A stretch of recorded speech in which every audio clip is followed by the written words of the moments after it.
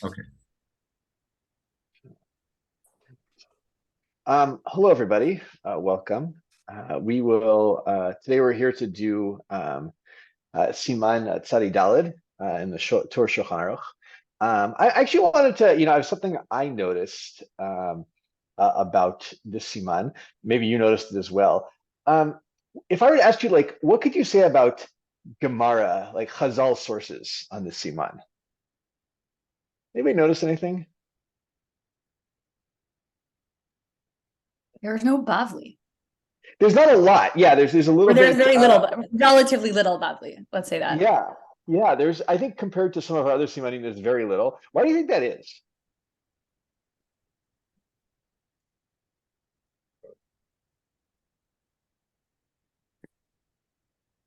Well, there's also like I know this comes up in some of the discussions, the question of given that the makor that we have on this comes from Truma, also a question of like how much this is meant to be more broadly applicable to any form of Isser, or whether what we're dealing with in that Mishnah has to do more with some of the technicalities about Truma.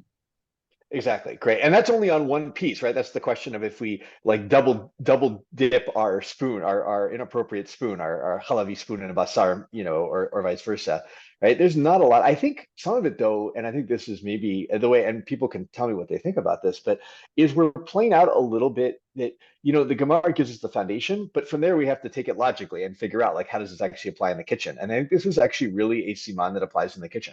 It's not so theoretical in a lot of ways. This is really like I think if I were to sum up the case of the Siman in many ways, it's the person who's been cooking all day and says, I can't believe it. I was cooking meat and I was using the milchik spoon, right? And what do I do? Right? And all the questions. Ravlanis, is that a hand that you wanted to say something to that?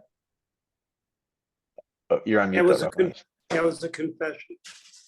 As a confession, I've done it too. I mean, I actually, believe it or not, I have, I have, a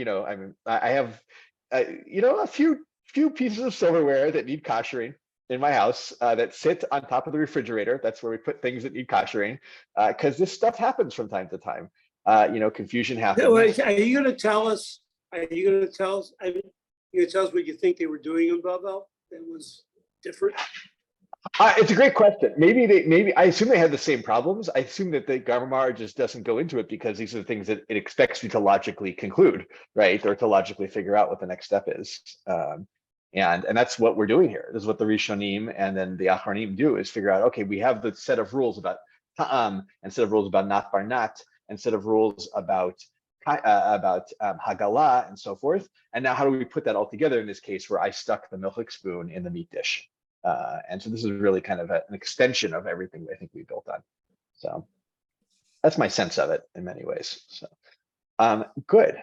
So with that, let's jump in a little bit. Unless there are other thoughts or comments about that, like just. I will also assume, and maybe it's unfair to say, something a lot of people, probably everyone will do, unfortunately, at some point in life, right? You grab the wrong piece of silverware, it ends up in the wrong drawer, whatever the reason is. Your kid hands it to you. I've had that happen. Even though my kid's pretty good about this kind of stuff, and you don't pay attention. It's so. Rav Nachum, you wanted to say something? Not if you don't have meat in your kitchen. Also, sorry, you're right, Rav Lexi. You're right. Very fair. There are easy ways around this. But if you happen to have both meat and milk, and good, maybe that leads to my next question before we jump in. Is we've seen there are ways in which basar b'chalab is much more chamur than she'ar isurim. Like, give me an example. How's it more chamur? So, somebody just throw out an idea here. The sorba hana, and we see the chumras around, like when, for example, last year with the pot and like not eating it if it has the meat smell, etc. Great, right? With bread, and it's with Hanan, of course, is a huge one. Jessica, you said something too? What was? I just said the same thing. I said Hana. Yeah, great. Isur Hana'a, right, which is huge, right? Yeah. But we also have a kula that she starts to show up in the Siman around Basar B'chalav. What is that? Over Shiari Surim? Maybe using the term Basar B'chalav is unfair because that actually trips you up in saying that. Well, right, since each of them individually before it becomes basar v'chalav, is just basar or chalav, we have this idea of not barnat, and we have also the idea of chanan dafka not applying to these, even for those who say b'shari sorim, it doesn't apply when it's just basar or just chalav. Yeah, great. And this is the whole thing, because each of them on their own is a heter, right? You're allowed to have basar, you're allowed to have chalav. And until you get to that final step when they mix, right, there is no problem. So if they mix weakly, right, weakly, right, not weekly, right, then we could start to lead to certain kulot, which we see in this, including, right, things where, you know, if something, I will see like a great example towards the end, right, with onions, for instance, right, my onion absorbs some milk is not the same thing as my onion absorbing some pork in terms of like what I have to do bitul against, right, so stuff like that, which will be cool because milk is a heter and pork is of course not a heter. But milk and meat is an isur, and so we get into that interesting boundary case here. So, okay, good. Any other comments on that before we dive into some of the actual? I have just one comment or a question, and I raised it last time, like, and that's Rambam, because he also seems to be. Am I right that he seems to be missing very much here, and or not? Because and we talked about it last time that he follows the logic of the taste. He talks a lot about the taste and really like tasting things.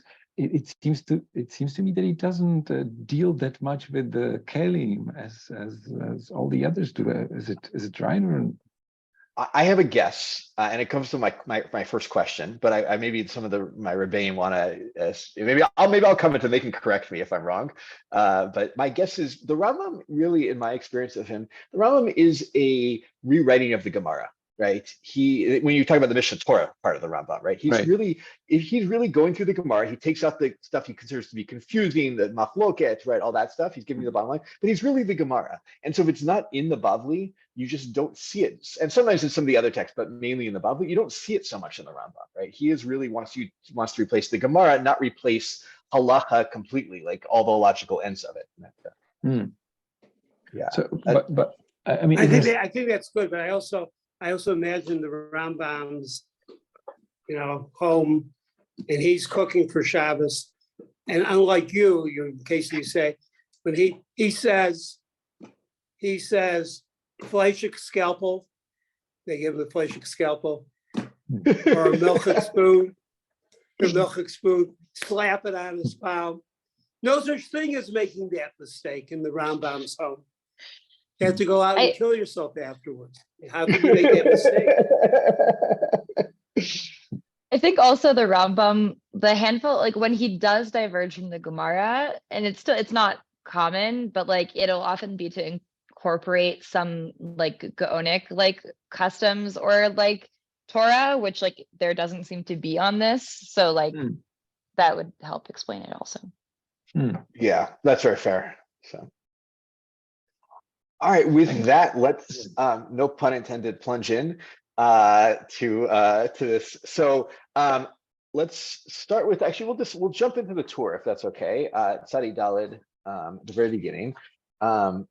Maybe I'm going to kick us off reading, and then I'll have some questions, and we can go into some of the other sources. So I'll start. All right, Hatochev Kaf. So we're in Tzadi Daled. It's in the Shirat Devarah, which has given you Seifim in the tour very nicely. It's Seif Aleph. So all right, Hatochev Kaf Cholevet B'Kedera Shel Basar or Ivcha. So you have, we'll do the first case, right? You have a milk spoon. You stick it into a meat pot, and I mean meat pot. Meat is cooking in this pot, right? This is what we're talking about here. Right? You measure how much. So the question is, how much milk do I have to measure against? That I've now put in this meat from this spoon. So I go against everything that I've stuck, the amount of the spoon that I stuck into the pot, right? The lo yadinan kama nefak, right? Why do I have to do that whole part of the spoon? Because I don't know how much milk actually came out of the spoon. So I assume the entire goof that was in the pot is milk's worth. So, and then we have this rule of Rav Rabbeinu Peretz, right? Katav she'im hakaf shamatechet misharinam bechula. But if it's a metal spoon, right, then I measure against the entire thing, even if I only stuck in a little bit of the spoon. Af mashalo nichnas, even that which did not go in, no nichnas mimena, b'kedera, mishum chamiksato kulo, because he has this rule that if some of the spoon got hot, all of the spoon got hot. And what's the next logical piece to that, which is some people are going to counter? The taste is drawn from the whole thing. Exactly, right? From the tip of the handle of the spoon, whatever milk is absorbed in the handle goes back into the soup, or not back into, goes into this meat soup. I made it into a soup, and so we have to measure. And what kind of measurement are we looking for, just to make sure we, I think everyone knows this at this point. But, Shishim? yeah, shishim, or right, of course, in the Mechaber's world, you could also here. It sounds like, I mean, you could just have, if you had a goy taste it, you wouldn't have to worry about this part of the siman. So it must be a case where either you don't have someone to taste it, or you're not having a goy taste it at this point. So, okay, good. First question I have. Any thoughts or questions on that before I jump in? Because I'm going to throw us to a Taz in a second here. So, remember, he says here, he doesn't actually say what kind of kedera it was, but what can we assume about the kedera that we've now stuck this spoon into? It's Think about Rishon. good, kli rishon, good. And what kind of kli rishon are we discussing here? I mean, it can be Deah shel basar in the sense that it's a basari pot, but it also can be pot with actual meat. But good. What if is it still on the fire? What if I pour the pot onto the spoon? Right. So it's the Taz who brings that up about like, is it only if it's really mamish on the fire, or if there's like some kind of irui? Good. Sarah, let's read. You want to read Taz Aleph for us? Sure. Yeah, okay, I'm in the right place. Okay, v'chli rishon toch me'elei, but Siman tzadi hey, Siv Gimel, yitba'er degam al yudei irui mikli rishon, al shnei kelim, echad shel chalav, echad shel basar, behem muchlachim, yesh isur kemo b'chli rishon mamash. So in this other Siman, it says that if you pour from a kli rishon into two kelim, one that's chalavi and one that's basari, and they're dirty, so there's already some like residue on them, that's as if that's like as bad as if you had like a basar v'chalav mixture in a kli rishon, like on the fire, like a real kli rishon. Great. That's the chumrah side, I would say, right? Is the irui kli rishon, right? But keep going. Umishum chachi im ira nami mikli rishon al kli shehu muchlach mibasar. Nechshav ki'ilu hishtamesh be'oto kli b'chli rishon. Okay, so that's sort of the chomeric side. Ve'katav rashal parakol basar siman such and such demisaber dechli rishon kol zman she'ein hayad zoledet bo ein bo koach lavlia klal. So the Marshal thinks that if it's not really hot enough to be yad zoledet bo, then nothing is being absorbed. And so that would lead us, I think, to be mekil in a case where it's not like mamash on the fire, but there's some kind of pouring situation. Sorry.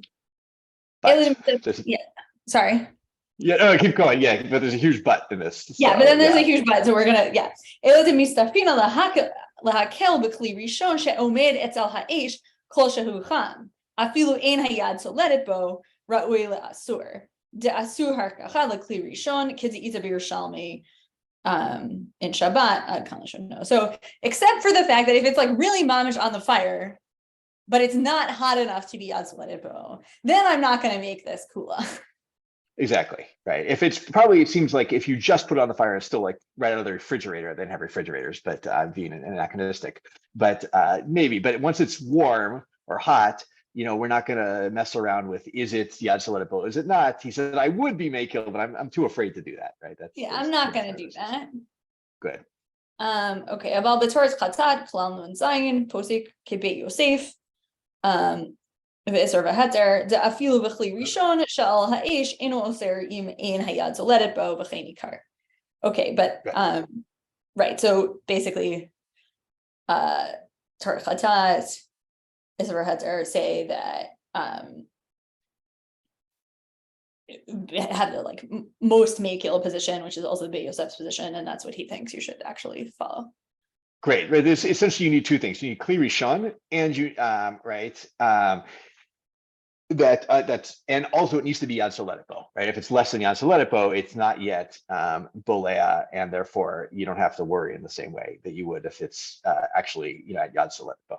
So there's going to be a tension we're going to see throughout this, right? Is the question of temperature versus type of Kli and how those two things combined. And I think that's important just in general of Bolea and Pleta and how those play out. And those can be a big difference, right? If someone calls you up and says, I stuck my my milchik spoon in my fleishich pie, and one of your first questions is, was it hot yet, right? Or not? This is going to be an important piece to think about around that. So, okay, good. That's the ties. By the way, I don't know if we've said this in this class, and maybe I'll say it. The Marshal, right? If anyone's ever, the Marshal is in some ways very against the project of the Shulchan Aruch. He doesn't like this idea that you have like this, kind of fictional dating that the Beit Yosef uses to vote on things. He thinks that you should go back to the Gemara for everything and kind of the best reading of the Sugya. And he writes his whole thing is organized by Masechet. It isn't organized in this kind of tour fashion. And so that's why he gets brought up a lot by people like the Taz, because he's kind of the counterweight, where he thinks if the vote of the Rosh, the Rif, and the Rambam, for instance, doesn't, or whoever the Beit Yosef is using, he doesn't always have those three, doesn't fit what the logical read of the Gemara is. And so he'll be a big counter to everything we do here. Not always, but in some cases. Okay. And a very important source. All right, good. But another question. So let's say we have this spoon, and it's a milchik spoon, and I've used it in the last 24 hours. But I used it not for milk, but I used it for vegetables, right? What's the rule? Do I have to worry? I stuck this milchik spoon that I used only the last 24 hours to make vegetables in a meat pot. Rav Lexi's shaking her head. No worry. Where do you get that from? Well, because it's the same as what we're dealing with the pot itself that comes up in the Torah and the Shulchan Aruch, the idea that, right, if I have a pot of Isser that, like mitoch le'et of cooking the Isser, I then heat up some water, or again, presumably some other parv thing within it, then I have to count the me'et le'et from actually that later one if there isn't shishim tabatelet, because whatever was in it, if you believe in Hanan, was naset nevela, right? And so then the pot is reabsorbed now Isser, and so that's actually the new starting time for when it's considered to be 24 hours. Whereas with the basar or chalav individually, we don't consider because we don't say Hanan applies when it's just basar or just chalav. If I just like cooked something parv in it, I don't say, oh, all of the parv stuff actually became meat and renews the meat flavor in the pot. We still say the last time the meat flavor is just counted from the last time it was actually cooked in it. Beautiful. And do you mind reading the Shach Bet for us, just to put that, even though your words were really great, but this way we can also have it from an earlier source. Sure. Dahayinu sheshimshu bo b'kli rishon chalav, aval im shubo b'kli rishon mayim eno mechashvo me'et le'et. Aval b'kaf shel isor afilu shimshu bo b'kli rishon shel mayim mechashvo me'et le'et k'shelo haya b'mayim shishim neged hakaf. Right. So again, he's saying that like when there was isser in the spoon, again, if you used like water, and this again would have to have been within 24 hours of when it absorbed the isser, you used it in hot water. Then if it's 24 hours since when you put it in hot water, or again, another parv thing, then that's considered to be me'et le'et. But when it comes to the basar or the chalav, as long as it's been 24 hours since you used it for basar or chalav, it's no tam lifkam. Beautiful. So, right, big chiluk to know, right? Again, just to reiterate the words of both the Shach and Rav Lexi, that using within 24 hours of having used the milchik spoon for milk, using it with something not milk or meat, what we call parv, right, does not reset the clock so to speak, on being me'et late. So, but it's an important factor. And again, this is a kula. That's only for milk and meat. For shari sarim, though, right? If I had my goyish neighbor use his spoon, last more than 24 hours ago to cook pork, but within that time also used it to stir some hot water, then that has reset the reset the clock on it, and therefore it is not within 20. It is within 24 hours at that point. So, is that true? Is that true also for the? Is that true for the Mechaber and the Ramah? it's a great question. It's not 100% clear, right? Because it's the Ramah who's the one who clarifies that, right, in Sadi Valid, and not the Mechaber. So I don't remember if we actually have the Mechaber's opinion on that anywhere. Maybe somebody else does. So. It's always an interesting question. I mean, this is Rav Nachum. This is a great question. When the Ramah comments, sometimes not when he gives like Armin Hag is this, or we say this is the Ikar, Yeah, but I'm here. It's because is that dependent on the din of Hanan? In other words, is that why you extend the hours because the water became Chaticha Nase Nevela because it was Nevela? Yeah. And therefore, according to the Mechaber, since there's no Hanan in Shara Surim, you wouldn't say it. Or is it based on some other idea? Yeah, I think it might be based on, and some people do call it, somewhere I saw it as being played out as Hanan, but it could also be based on something else, right? It could just be I know the Bach definitely calls it Hanan, and I think that several others do. But like, I think somewhere, and I can try and find where this is, there's the suggestion that something about the kind of the cooking like sort of awakens the flavor such that it does the process that basically makes it, that turns it into pagum flavor as it's sitting in the walls of the kli is interrupted if something's cooked in it. But again, if that were the logic, then there wouldn't really be a reason to make this chiluk with basar and chalav, because if it's just about does this flavor become pagum, then the same thing should apply to either of those individually. I mean, also the other possibility is that the background of this is the rashba that we saw last time, which is that when you cook something with something apart, essentially koshers it, right? Or at least weakens the flavor enough that it doesn't, instead of reawakening, it's like the opposite of it. If people remember the rashba in Tzadi Gimel, right? In fact, if people go back to that. Right, it's everyone go back to in the tour Sadi Gimel. I was meant to do this anyway. To the very end, Katav Rashba. Maybe I'll read again if that's it. Everyone have it? Is that I see some nods. Katav Rashba she'im bishel yirakot b'kedira shel basar shemutar levashel ba achar kach gvina shekavar nitma'et ba koach bela habasar v'niklash ad she'in ra'ui lachul alav she'in isur basar b'chalav. Right. B'medvarim amarim k'shebala heter k'moshe amarnu aval bala advar asur le'olam hu b'isuro ad she'agil hara'ui le'agil v'yelaben hara'ui le'ben ad kan. Right. So in that case, right, it's interesting because if the shem isur is still on it, right, at that point you cook it with something parv, but the shem isur is still on it. I don't think that ruins that koshers it in the same way. But if for basar or halav, it would. You're making a tremendously important point, I think, actually. In other words, this is the second reason. I think you're exactly right. The second explanation is saying, no, it's nothing to do with Hanan here. It's that by cooking something in the middle, not only does it not extend, it actually weakens the flavor of the milk.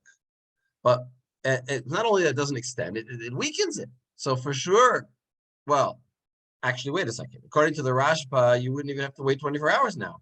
No, you might just be able to use it immediately, according to the Rashba. Yeah. So then this is a seeming. That's something a candidate. Does he say that's problematic? That's The problematic. Taz points out a stira in the Torah that the Torah brings the Rashba and seems to paskin like him, but doesn't seem to say, again, like for the way he paskins about the water in the pot would seem to contradict if he paskins like the Rashba. Yeah. So I mean, sorry. No, I want to know what's the advantage. How do we utilize the second answer then? How do we utilize it? I would say it seems to me that if you use this as a a kind of a second piece on this, not the prime reason, but or one of the reasons. Like we don't paskin like the Rashba, but it sits there in the background. Where if also it's been 24 hours and we think about the Rashba, good. Then those two things together. In other words, it's mechazek the first one by saying it because really, right, logically, we could even say the radical position that we could use it immediately. Okay, good. Thanks. So. But yeah, this is. I think the Rashba sits behind all of this in some ways as the counterweight to a lot of the things we're going to say here.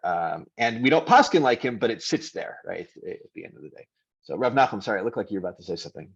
No, okay, good. Just one more thing. Remember, we talked about. Actually, we didn't look at this in the Shulchan Aruch yet. But how do we paskin in terms of the Rabbeinu Peretz, the Cham Miksato Cham Kulo? In the Shulchan Aruch?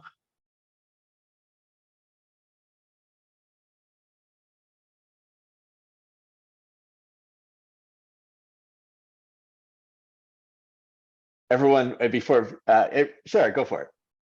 So the Mechaber brings it as a Yesh Omrim or Yesh Mishomer, and then the Rama says that's not. That we should go like the Mechaber and not like Rabbeinu Peretz. Exactly, right. The Ramah, go for it. Read for us. Starting for we're in. So we're gonna do a lot of flipping here. So I hope this is okay. But at Tzadi Daled Aleph, about halfway through in the Shulchan Aruch, not in the Torah, in the Shulchan Aruch, starting with V'yesh Mishomer. Sarah, if you could read. V'yesh Mishomer she'im hakaf shel matefet misharina bekulo mishum decha miktato cham kulo. And then the Ramah says V'svar Rishona ikar b'chei noagin. Right, Sfar Rishonah being the before the Yesh Mishomer, right? The sort of standard, you go by the amount that you stuck in. Exactly, and doesn't matter the material. The Bedek Habayit, anybody remember? We'll see. It's the Bedek Habayit brings a second material that people get worried about potentially. The Bedek Habayit being the Bedek Habayit of Rav Yosef Karo, not the other Bedek Habayit.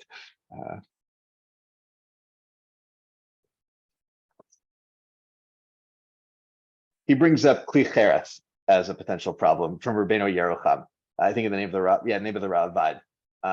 So because that right, we see this over and over again. That Kli Cheres kind of becomes the goof of the Isur. It doesn't return to its heter ever, and therefore we have to measure against the whole thing because it's as if you stuck a piece. If I stuck a piece of meat in a milk pot, right?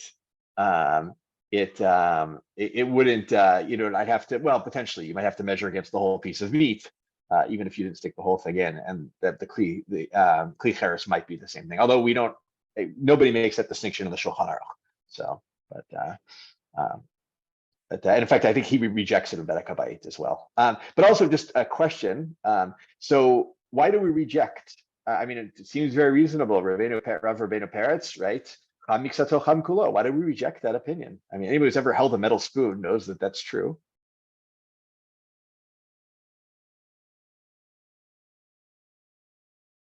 Everyone's looking at me like I'm crazy. Alice, read the Shach and Gimel for me, please. Well, because. Jessica, go for it. Yeah, Jessica, go for it.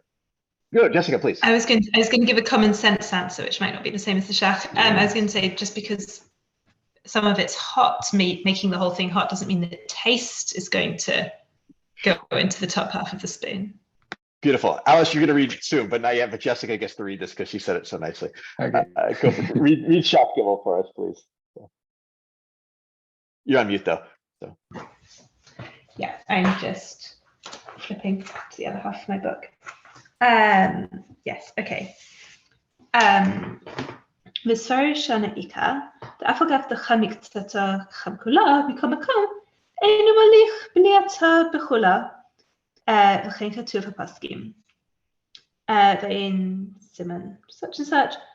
V'af dat mechaber shesvar harishona ikar, וכמה שכתב סימן זה, סעיף קטן כ"ח, ולכן כתב ספרה האחרונה בשם יש מי שאומר.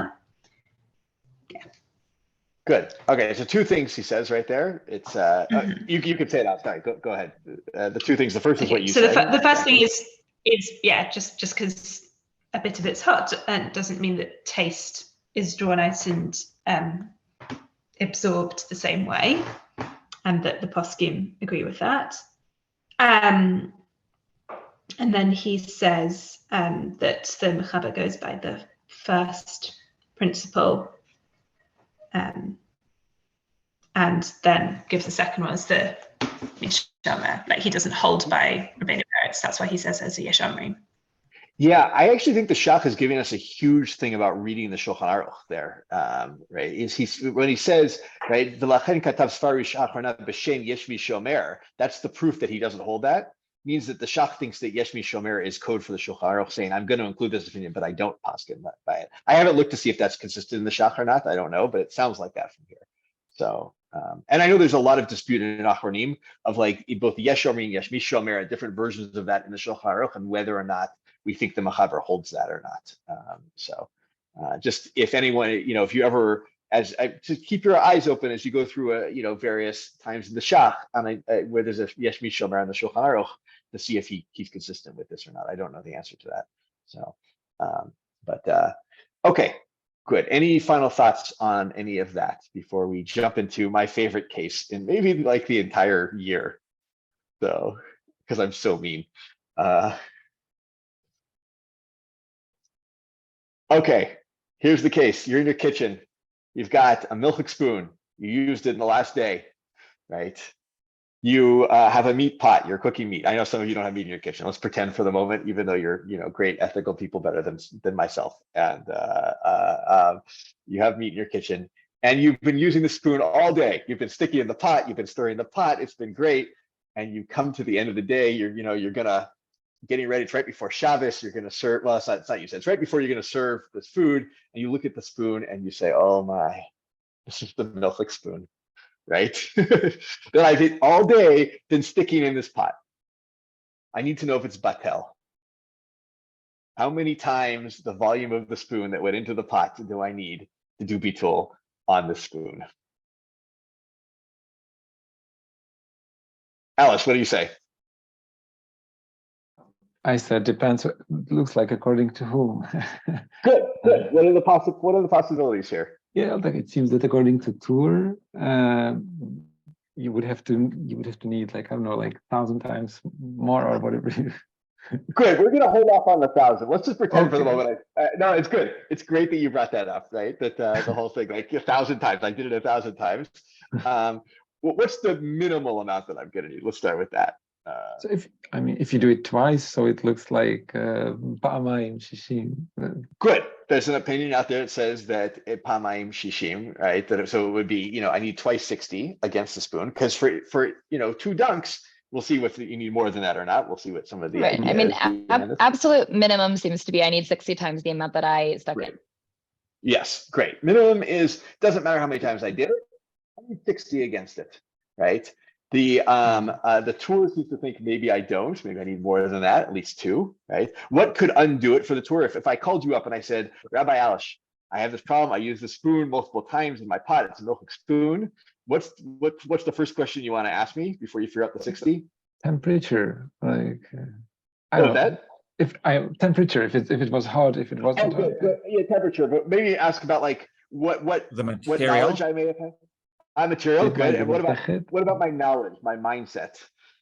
Have you noticed? Like, very aware of that. Like, right. Which is the scarier case? If I noticed in between or didn't notice in between? It's better if you noticed, but it's weird. It could, yes, good. So if you notice it's weird, right? It's somehow the bitul, according to this, the bitul kicks into effect, right? If I notice, right? I stick the spoon in once, I notice. Oh, it's okay. It's 60. All good. I stick it in again accidentally. We're not doing, like you try to do bitul on Isra L'Chachila here, right? I stick it in again because I'm just like that fermesh. I am, and I stick it in again. Then it's like the bitul again happens. We're fine, right? No problem. Right? But if I didn't notice, that's when the scary case comes into effect. But good. Let's actually read that. Alice, I promised you to read anyway. Let's read that in the tour. Read Ve'im tachav hakaf b'kterah shtei פעמים. ואם תחב הקו בגדרה 2 פעמים, ולא נודע בינתיים צריך 2 פעמים 60. Great. So, explain. Yeah, if you put the spoon into the pot like twice, and you didn't realize that, you need twice 60. Good. So seems pretty right. The Torah just says that straight out. What did I want to do first on this one? Where do we learn this from, by the way? Do you remember this? According to the page? Truma, like the yeah, the Gemara you brought in. Yeah, we won't look at Mishnah it. and Yerushalmi, right? Mishnah, Yerushalmi, Tosefta. and a Tosefta, all in Truma, about when Truma falls in. There's a debate between Rabbi Shimon and Chachamim, right? But and in fact, though, if I remember correctly, the Bach has a problem with this a little bit. He goes back and forth on it, but he thinks there's a big difference between Truma and putting a spoon in my pot. What's the difference that he sees? This is for anybody. So we'll read a little bit of the Bach in a minute, but.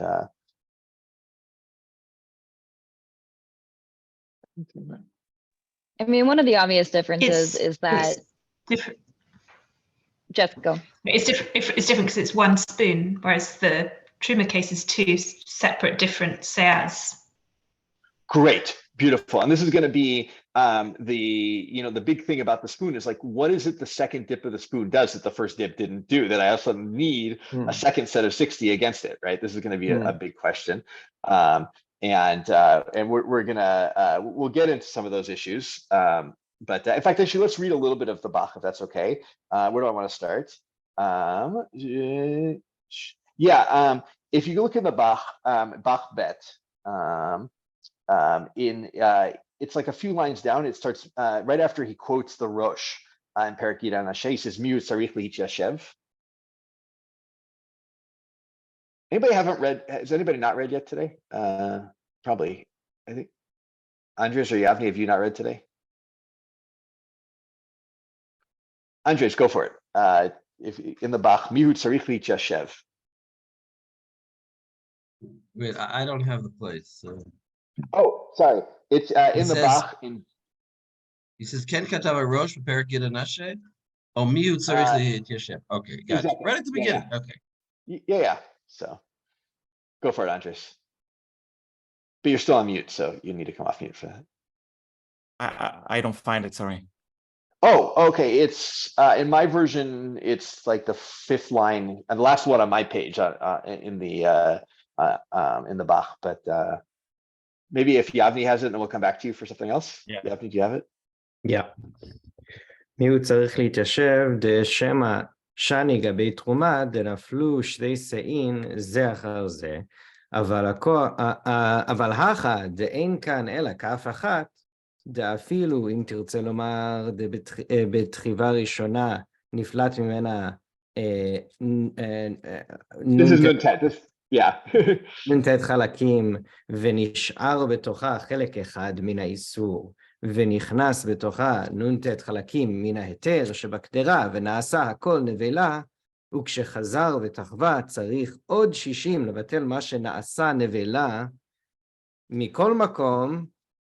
So he's saying in the case of the Truma, just like I said, we actually have two different seot of the Truma, whereas here we have only one spoon, and so one possible answer is maybe 59 parts came out in the first dipping, and also 59 parts of the heter came in, and those that came into the spoon were made isur by the one against the 59. One part of isur that remained in the spoon that made the whole thing, that made all the contents absorbed into the spoon, including the heter, into a new isur that is then gonna be a problem in the second dunking. מכל מקום, אין זה אלא לרבנו תם, דף בשאר איסורין אמרינן חתיכה נעשה נבלה. אבל לרב אפרים לא אמרינן חתיכה נעשית נבלה, אלא בבשר בחלב. ואף בבשר בחלב. So that would only work. I don't. Why is the case we're talking about here? I guess he's talking about a case of isul, not a case of basar b'chalav. No, I think he could actually even. Well, yeah, no, good. He could be isur, and he's going to say even if it's it doesn't matter even if it's regular Isur. So keep going with the Ra'avan. Okay. ואף בבשר בחלב, הלא לרעבן, לא אמרינן חתיכה נעשית נבלה גבי איסור בלוע. והיתר גבי איסור בלוע והיתר בלוע כדפרישית בסמוך.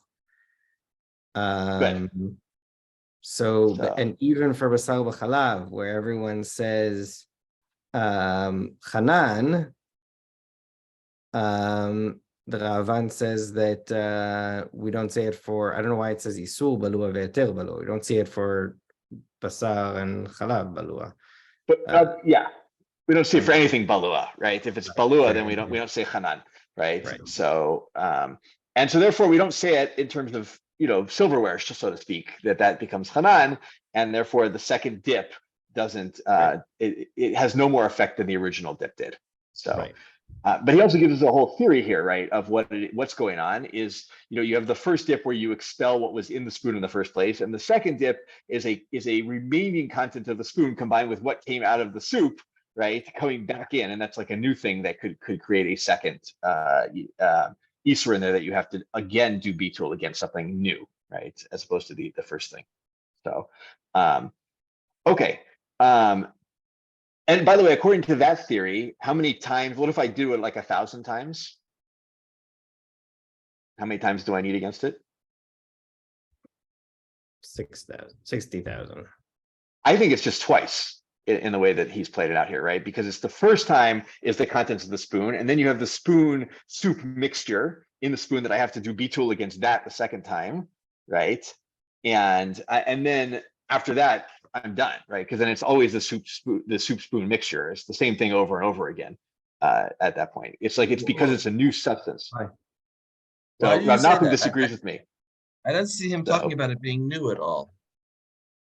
Did he say you added the word new? No? I did. Maybe I'm influenced too much by the Shach, which we can look at. By milk and meat. I mean, I know if we're heading towards milk and meat, then it makes more sense. But here he seems to be saying that it goes that it keeps coming in. It's not that it's new. It's not that it's a different type of Isser. It's the same type of Isser. Yeah, exactly. It's the same type of. Well, the second time isn't. The second time is the soup Isser mixture, which is a new Hanan thing of the soup. Yeah, right? But that's so why not say again? And so now when you stick it in again, 59 of it comes out and 1 of it remains, and then more good soup comes in and gets spoiled by the spoon. And then it becomes Hanan in the spoon again, and it can go on forever. Well, I would say because it's the same substance now that you're doing bitul against each time, as opposed to the first time was just what was balua in the spoon, and now it's what's in the soup is the same thing in the spoon, right? Is the idea here. But there's there could be a higher concentration of Isser to heter in the spoon than in the rest of the soup. All right, yeah. So then you would need, in that case, if we want to make that argument, then yeah, I guess you're right. In a non-milk meat argument, in like just Isur, we might need thousands of times at that point, right? It's 60 for each dunk potentially. Seems that way to me. If you're trying to create this din of 2 dippings by non-milk and meat, then it seems like you're talking about right. So then Hanan, right? Hanan can go in ad infinitum. It could. Right, could just keep being theoretically, if we imagine things the way the Bach is describing, that any given time you could dip it, envision that 59 parts are coming out, that the rest of the soup is coming into the thing, being naset nevela by what remains in the spoon, and that which again, if you don't hold Chanan B'Shari Sorim, then wouldn't. But if you do hold Chanan B'Shari Sorim, because that would also be a chiluk, right? If you don't hold Chanan B'Shari Sorim, right? Because isn't it that when for those who don't hold Chanan B'Shari Sorim, we don't hold that basar v'chalav can make other things Chanan. We only hold that basar v'chalav together become Chanan, right? So if you hold like the Mechaber does, then the most you'd ever need is 2. But if you hold Chanan B'Shari Sorim, then theoretically, every time you could have most of it coming out, 1 little bit remaining, more coming in, being naset nevela, and then that being re-dipped, and you having a full spoon's worth of. But if you remember, the uncle of the Rabbi Akiva Eger corrected him and said, no, the Machaber does hold ad infinitum by Basar B'chalav also, even though that goes against the whole logic of it. So it could also be, so that would also complicate our topic, actually. It would. It's it's a good point that maybe it would you would every time would be a new a new Hanan case in the spoon, and every time you'd have to go against 60. So maybe it is. Maybe that's the good argument, because I didn't see anybody who ever said, maybe someone else saw it, who actually said you would need this ad infinitum. Right. Well, but I mean but then he goes to the Ravan, who holds there's no Hanan in Balua. Right. Exactly. I mean, like, because if you hold that, then if this is your logic for it, then you would just never need more than the 60. But if you do hold that this, like, most chalakim going out and this little bit remaining is the reason you would need more, then if you think that's the reason for 2, you should think that technically you need however many times, like 60 times however many times you dipped it in, because that is possible that if you think this is occurring, that it could be occurring any of those dips. Yeah. So how often do we have ad infinitum, or ad infinitum? How do you say it? Can't say it in English. Ad infinitum. So I mean, it's not a good thing for a system. no. And you're laughing because you think it's a good intellectual idea, but it's not good for a system to have an ad. Yeah, this is actually the thing that is going to come up. It comes up in the Bach, but it also comes up, I think, in the Shach, where he says, we've never seen anybody, when they get the call, I dip my spoon. Nobody says, how many times did you do it, right? This doesn't seem to be something that anybody is really holding by at the end of the day. We'll see. The Shulchan Aruch definitely doesn't seem to paskin that way, or I mean, the Ramah at least. So, in fact, let's take a look at that, because I think it's important, right? If we go to Tzadi Daled, what are we on, Bet, in the Shulchan Aruch, right? We'll read it, because the Torah, as I think Alish put it that way, the Torah seems to paskin that way. Right? He just says it without any, any qualifications. But maybe Andres, can you read Bet for us in the Machaber? אם צחף הכף בגדרה 2 פעמים ולא נודע בינתיים, צריך 2 פעמים 60. Great. So, right, so he's like the Torah so far. But now keep going. ויש אומרים דסגי בפעם אחת 60 וכן נוהגים. So he's more lenient. Yeah, the Ramah says no. You only need one time, and that's and the noagim, right? It's not like the hamachmir tavola bracha or anything like that. This is, you need one, and in fact, if you look at the Shach on Vav, his reason for that. Maybe Andres, keep going, right? V'yeshim desagi b'pam achad shishim. דהרבה פוסקים סביר עלי, דבדבר הבלוע לא אמרינן חנן, כדי לקמן סימן צח סעיף קטן ה', וכך כתב בתורת הבית, סימן בלבלה, דסמכינן הייתמה, ואף על גב דקיימה לן הטם לחומרה, מכל מקום, בכל רבנה, אין להחמיר, ואפילו באיסור עצמו שנפל לגדרה כמה פעמים, קיימה לן דאין צריך, אלא פעם אחת 60. וכדי לקמן סימן צח, אוקיי, ולמהר"ל והבח, דעת אחרות בכאן, ולא קיימה לן אחי. Yeah, good. Right. So his general sense here is that, right, we don't say Hanan for, most people don't say Hanan for something that's Balua. And even though there are other opinions as to why this is, even the Bach actually brings other reasons to be Machmir, we don't hold that. We hold at the end of the day that to be Mekil, it's one time, and that's the end of the story. So, but that's according to the Ramah. I mean, the other thing, actually, I wanted to see on this was, remember that Rashba that we brought up, that we looked at earlier. Let's take a look. Actually, everyone flip back to the Beit Yosef again.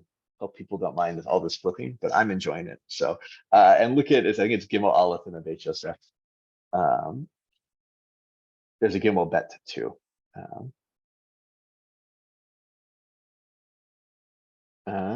Is that the one? Oh no, you know what? I'm going to hold that off to the next Siman, so don't worry about that yet. So I got you to flip for no good reason. All right. let's any final things on the double dipping of the spoon? Yeah, go for it, Rav Nachum. What about taking a look at the Bear Heitev in Dal? Bear Heitev in Dal? Great, everyone let's go to it. Because he gives, I mean, maybe this is just a summary of what we've seen. I can read it if you want. Good, or maybe you put me on the spot. Maybe I should read it, right? No, I can read it. Go for it. Hold on, let me see just the get Bear there. Heitev, it says Pa'amayim. It's on Yeah. Pa'amayim. Bear Heitev Dalet, he says, Hatam Katav Maharil. So why do you need two times? The reason is the Mitchila Tzarich Shishim Neged Kol HaChalab. The first time you need against the milk that's in it. The Chashinen Dilma Nishar Bo Ma'at Chalab. But we still worry that some milk remain. Ukashahotzi min hakedera nase hakaf nevela. Now it's got we don't know that all the milk went out. So now the milk, first of all, was milk went into the pot. Now you took the spoon out, and the spoon is chanan. It's milk and meat. Basar b'challah, right? Hakaf nase nevela basar b'challah. Now, if you stick it in again, it's a different isser. It's now basar b'chalav that has to be mevatel. The nira the lekach nakat hamachaber intachav shnei pamim. It's davka 2 pamim. V'lo katav stam harbe pamim. Tzarich shishim. B'kol pam. He doesn't say that you need shishim b'kol pam. You need 60 against every time. Mishum da'azo the time the sphere le the lo amrina that say nevela rak basar b'chalav below b'shar isuri mitam de basar b'chalav kol echad heter b'fnei atzmo v'hilcha kishitachav shnei pamim to lecha lememer denase nevela. From now on, it's not becoming nevela. Even though that's not the opinion of the Mechaber, he's a little bit he's wrong here, really. But this is logic. The kevan the shekvar ne'asar kaf lo nase nevela. Since it's already aser achar kach afilu takvo harbe pa'amim sagim shnei pa'amim shishi v'davka im lo noda. Okay, so basically, the first part I like very much, where he says that the first time you're going against the milk in the spoon, and the second time you're going against the milk and meat. And I was, and so as long as we don't say, so if you hold that the Mechaber doesn't hold of Chanan there, then that's just 2 times. That's 2 different things. And that's where you had your idea of the 2 different things.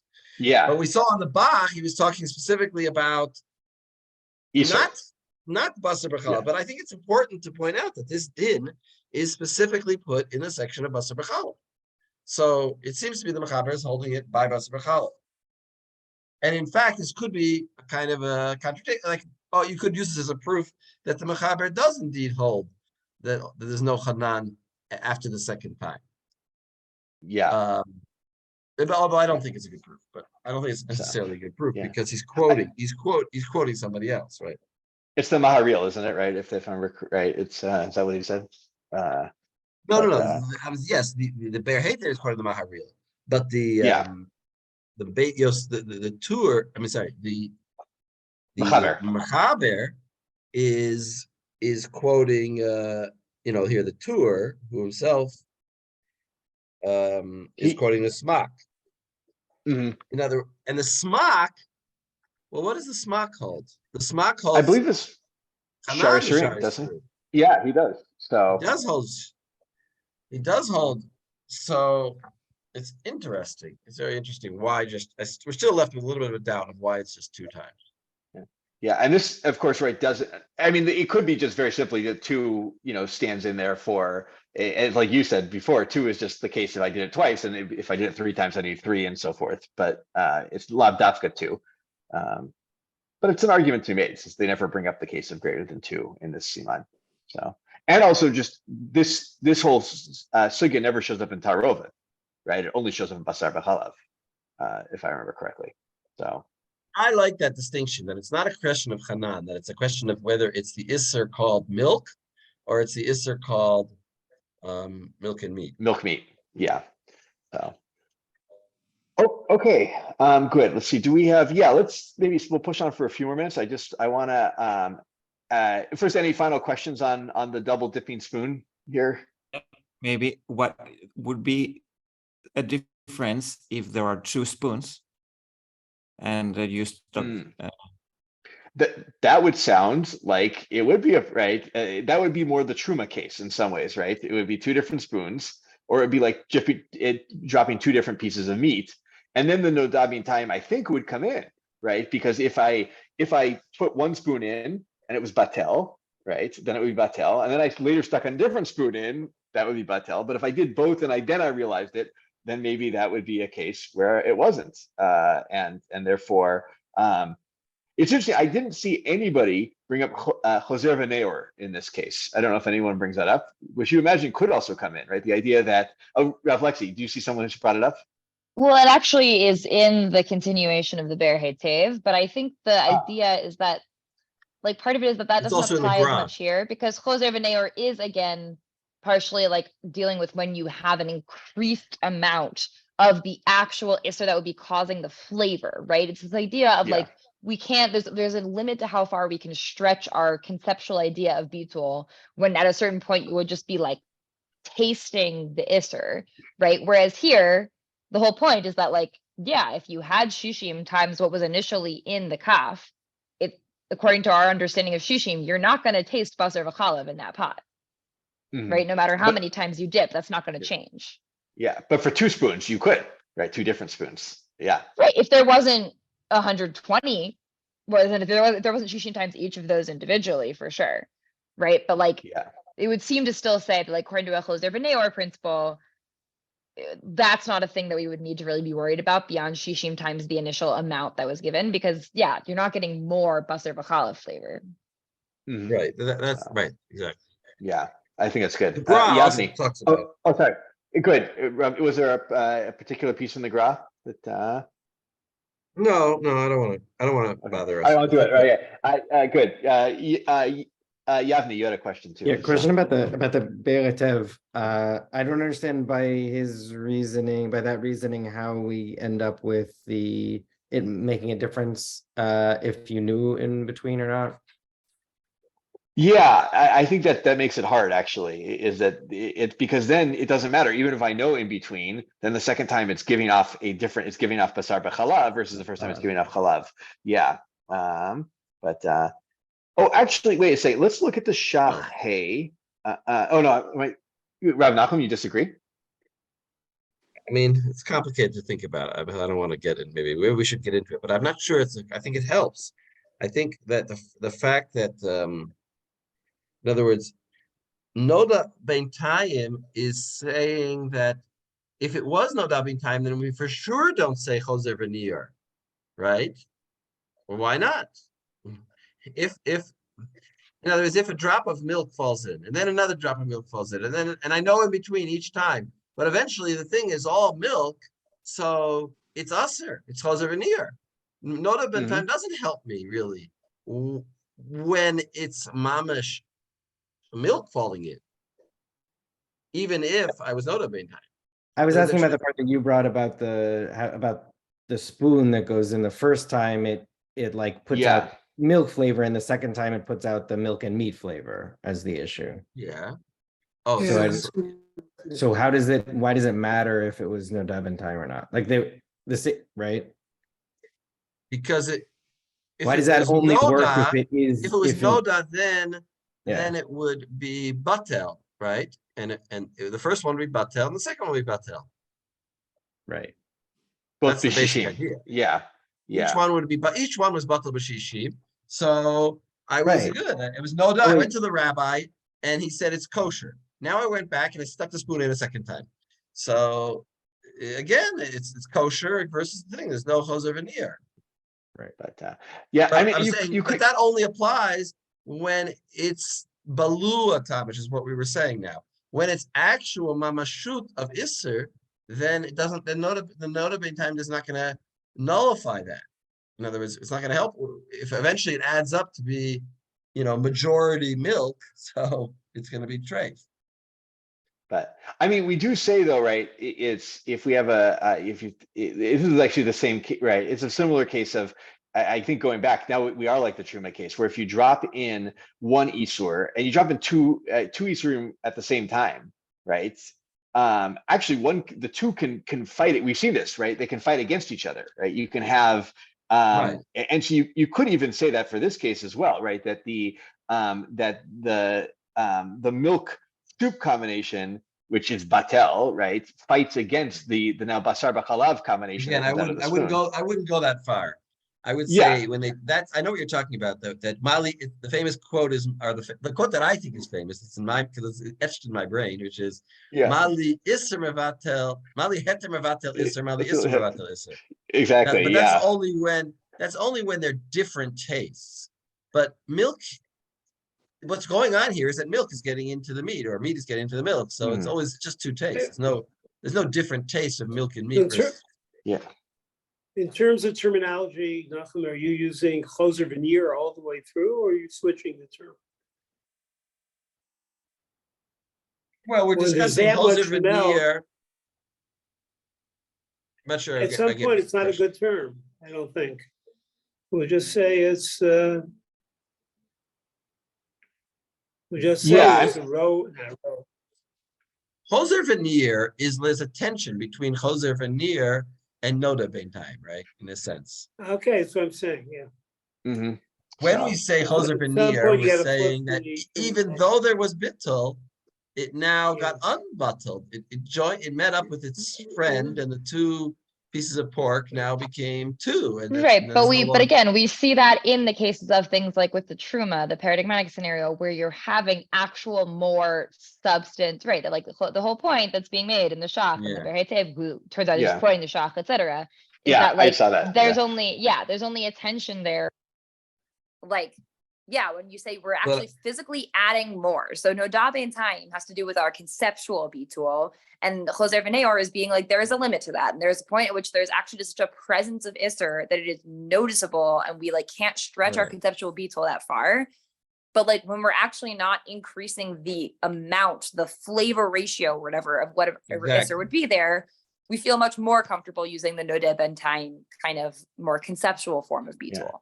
Yeah. If you say, it's worth pointing out that the cases in the truma are where there's like it's really Issur d'Rabbanan. And we only are, in other words, so we can be making a little bit more there. Yeah, I will say there is an axis on which to look at this whole thing of, forget the shach on the, the first time it's milk, the second time it's milk meat that's going into it. But if you just thought that the entire spoon was an isur, right, as opposed to what's balua in it, right? That if you, like, for instance, what we say about klicheres, and then you dunk the spoon in, then it could be a choser v'neor case, because you're dunking the same spoon in multiple times without, and noda b'intayim is what cancels choser v'neor in some ways, or stops choser v'neor. But not, and you could see this whole thing along that axis, as you're putting milk in each time to the pot and strengthening the milk in each go around, right? So, but there's reasons, of course, we see, as we've discussed, why the shach, for instance, doesn't want to see it that way, because he wants to see that, especially when it says only twice, that this seems to be a case, and why it's only a basar b'chalav case. This seems to be a particular basar b'chalav rule, so it must be the combination in the spoon afterwards. So. Okay, I'm looking at the time, and I think maybe we should take a break, and when we come back, we'll talk about, well, what's the status of the spoon now? What do we do with the spoon now that we've dunked it in this this meat pot? So, okay. All right, so I have a spoon, a milchik spoon I've used in the last 24 hours. I stick it in the meat pot. I have bitul. I do it once. We're going to get rid of it. Just one time. I do bitul. First off, what's the status of the food in the pot?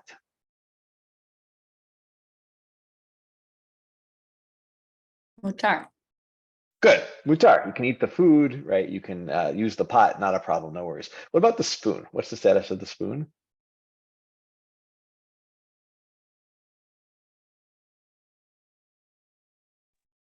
To me, it would seem to be asur. Good, more than asur. What kind of isur level is the spoon? It probably needs hagala or something. Well, okay, it does need Haggalah, but like, can I, well, let's put, how do I do this without tipping my hand so much? So maybe somebody else has it before I keep pushing, you give me hints.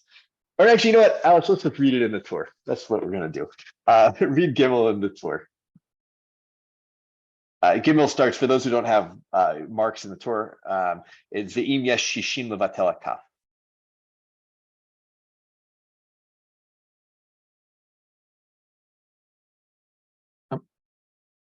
Go for it. Sure, I wasn't.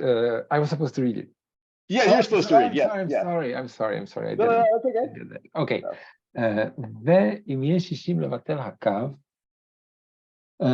ואם יש 60 לבטל הקו, הגדירה והתבשיל מותרים, אבל הקו אסור, בין אם בשר, בין אם חלב, לפי שהיא בלועה מבשר בחלב. ואפילו בדיעבד אוסרת, אם חזרו ותחבוה בין בבשר בין בחלב, כל זמן שהיא בת יומה. ואם אין לו 60, הכל אסור בהנאה, אפילו הגדירה, אך מותר לתת לתוכה פירות או צונן, כיוון שאינו נהנה מגוף האיסור. Okay, so if there is shishim in the gdeira and the tafshi, so the gdeira and the tafshil are mutarim, there is no problem with them. If there is shishim but the kaf is asur, irrespective of the case, if it's basar or challah, because it absorbed the mixture of basar and challah. And even bediavad, it makes things forbidden if somebody put it into the pot, whether it was like basari or halavi, all the time when it's batiyoma. So if it's 24 hours. And so that's the case if there is shishim, and if there is not shishim, everything is asur, behana, and even the pot, but it's permitted to use it for tzonen and perot, because he's not like enjoying the guva isur, just yeah, probably.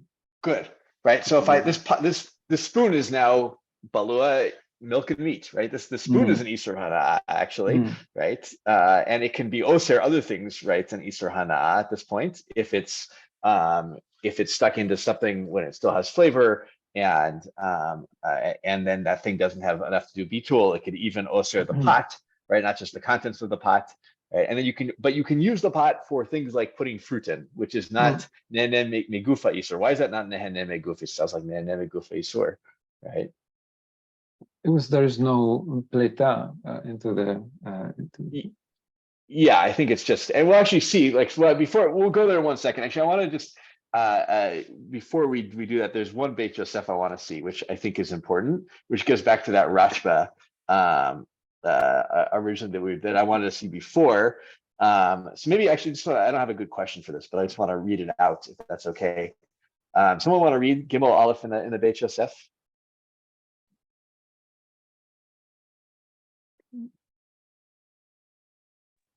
I can read. Go for it. Thanks, Alexi. Right. So mashma ach mutar letela tocha perot utzonen. Mashma da fila davarlach kol shutzonen. Wait, we're gonna do that one next, but let's do the Gimel Aleph, not Gimel Bet. Oh, sorry. Where does Gimel Aleph show? No worries. It's two before. Yes. Yeah. Gatav od bismach v'yesh litmoach she'akaf bat yoma v'yesh shishim min akaf zamrina dakder muteret v'akaf asura benim basar benim chalav. Velama kivan sheyesh shishim b'gdera min akaf im ken yichashev lakaf k'hagala mibli harishona v'yela din akdera atzma im basar im chalav chalav. Right, so he's like, why does the kaf have a different din than the gdera? Like ultimately, if the kaf is being submerged. Let's see. Pause for one. Sorry, I apologize. Pause for.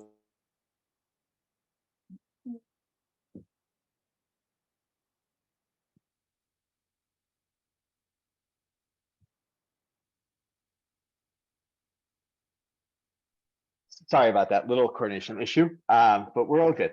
But, keep going. Sorry, go ahead. Right. So his question is like, why would the kaf have a different din than the kedera? Ultimately, if it's dipped into the kedera and there's shishim connected the entire kaf, then why isn't this just basically like doing hagala, such that we consider what's in the kaf to have been expelled, and the kaf would just have whatever din of like the thing that's in the kedera right now, right? The thing there was shishim of, right? So why is the kaf asur? Why isn't it just considered to essentially be koshered to whatever the status of the kedera is?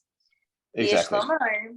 Dilma ati lemitai atu hechadolot chava hakaf b'kedera ki mixata, right? So this is a good answer. The first one is that like, that actually probably most of the time, in fact, you're not necessarily dipping the entire spoon in, right? It might be just part of the spoon is being dipped in. And if you're not dipping the entire spoon in, you're not really koshering it, right? Because there's part of it that remains kind of outside of the pot that, like, again, might still have some of the bliah, or isn't considered to be like kind of koshered by the contents. And so in this case, even if you did have the entirety of the spoon dipped in, or the entirety of the non-handle part of the spoon, if you have handled spoons, we still might say it's not considered to be quote unquote koshered atu a case where you didn't dip the whole bit in.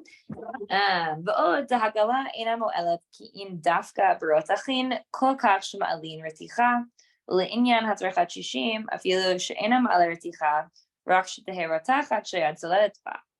Right, so also he's like, the two don't work exactly the same, right? That for hagala, we say there has to be like real like steam coming off, right? Whereas for it to be hot enough that you need shishim, it just needs to be yad soledet ba, which isn't necessarily going to be a case where there's steam coming, right? So it can be hot enough that you need bitul, and bitul works, but not hot enough that it's considered to be proper hagala. Right,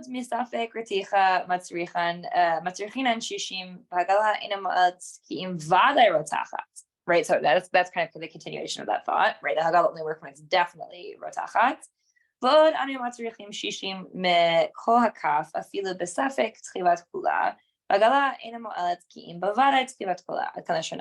Right, so that's just finishing up sort of what we said before, right? This idea that like you're maybe only inserting part of the kaf, and the requiring of shishim times the entire kaf is at most a chumrah, right? But like it's not, because like the hagala requires actually knowing that the entirety of the kaf has been submerged. Good. I just want to, and you said it all, but I just want to repeat this because I think they're really important points. Is point one, right? That, right, we know this, to do hagala, you have to insert the whole thing, although we'll see maybe some other thoughts on this in a minute. And then, but also the temperature level of hagala is a different requirement than when we're worried about pleta and bliah, right? Pleta and bliah happens to yad soledet bo, and hagala, even though it's really trying to get all the flavor out, we say only really happens when at reticha, which is different. At least according to this Beit Yosef, which is kind of interesting. Rav Nachum, you had... Yeah, I'm trying to say, ticha means boiling up with bubbles. Like that's what they mean. Right? Yeah. So, it's yeah, the boiling point, which I have never. Saying it's insufficient. Actually, I want to ask the question. Yeah. Saying it's insufficient. Yeah. The circumstances are insufficient to do hagala. Exactly. So, and then if we finish it up, Lexi, go ahead. ודברים אלו שלא כדעת הרשב"א, שכתב רבינו בסימן שקודם זה, לדידי, כיוון שיש שישים, אף על פי שהוא בן יומו, הרי נחלש ונקלש טעם החלב, ומותר להשתמש בה, אחר כך בשר. ומהלטעם ראשון שכתבתי לדברי רבינו ירוחם, אפשר דרשב"א מודה נמי בדין זה. Right, so this then would seem to contradict, would not be seem to be like the Rashba's opinion, right? The Rashba who seems to say that like, yeah, like this should work to like effectively kosher the spoon. The spoon should be considered whatever food gender it is currently in the pot. And he's like, so at first glance, this seems to just not be like the Rashba. But according to the Rabbeinu Yerucham's explanation of the Rashba, which was he the one who talked about klicheres, or was he a different thing? I think so. I'm double checking because I don't remember at the moment. Or maybe the one where he was saying there's a difference between, I think he may have been the one who says that like even if technically it works, there's something that feels unintuitive about using like meat to kosher milk or milk to kosher meat. And so even though Mikra Hadin, it seems like the Rashba's svara should also apply to when you actually have milk or meat in between. It maybe only actually applies to like parv or water. But yeah, it's Milo Rashba is a verse of Filo cliche. I'm actually looking at Eno Michelle. Yeah. That's the one I'm thinking. It's the idea of Makom Makom Kivan Halahu Asor Basar Eno Badin Shehehu Orem Heter. Right. Exactly. So it's yeah. So according to that explanation of the Rashba, then we're saying, okay, maybe even he would agree here that the spoon isn't koshered because there's just something that feels counterintuitive to us that like milk could kosher meat or meat could kosher milk. Good. And so then we make it line up with all the Deah potentially. You know, even though the Rashba again sits in the background of this whole thing of maybe every time I stick that spoon in, it weakens the flavor of it. So something to note again to hang in the background. Okay. Let's so just moving on from that, I have I wanted to look at what are these what can I do if I can't get this new I'm gonna go back to the case. I stick a spoon, the spoon is meat milk combination, I then stick it in another pot, there's not bitul, or the original pot and there's not bitul, I have milk meat combination, and now the pot is asur b'hana, right? And I says I can put fruit in it essentially, right? What about things that are wet or things that are hot but not food? What do I do about those things? Can I put them in the bowl? Can I use it for that? Anybody have an answer? The Beit Yosef has an answer, so we can always go ahead. Let's look at Yavni's nodding. Let's look at the Beit Yosef Gimel Bet, which is the one that Lexi initially started reading, and see what he has to say about that. So, Yavni, you want to read for us Gimel Bet in the Beit Yosef? Sure. ומה שכתב, מותר לתת לתוכה פירות או צונן, משמע דאפילו דבר לך, כלשהו צונן מותר. ושערי דורה הביא ראיה לדבר, וכתב, דהו הדין לדבר שאינו צורך אכילה. ואפילו חמין, כגון מים לרחוץ ראשו, דשערי. Okay, should I wait? Good. So, yeah, stop there and we'll get the Mordechai after. So yeah, go for it.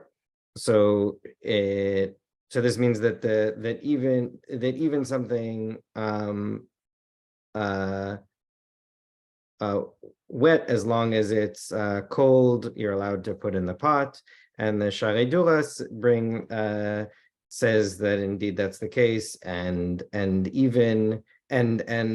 moreover, as long as it's not for eating, then you can even put it in if it's hot. For example, hot water for washing your hair in. Exactly. Right.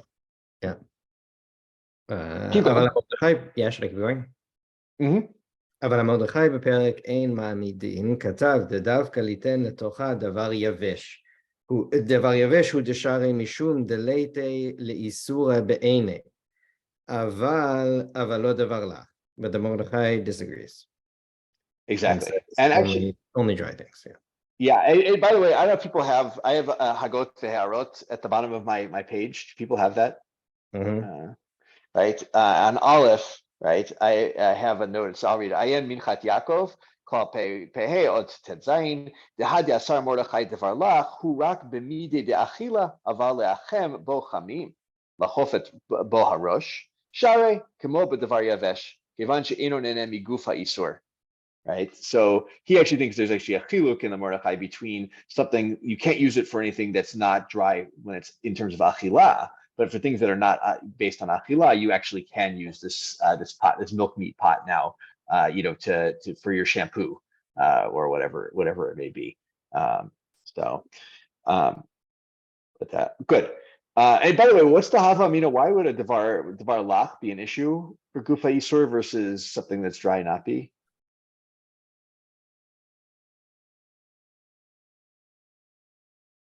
Yavni, you have a look on your face. You have either a question or no, I was wondering also, yeah, I wasn't totally clear on it. Anybody?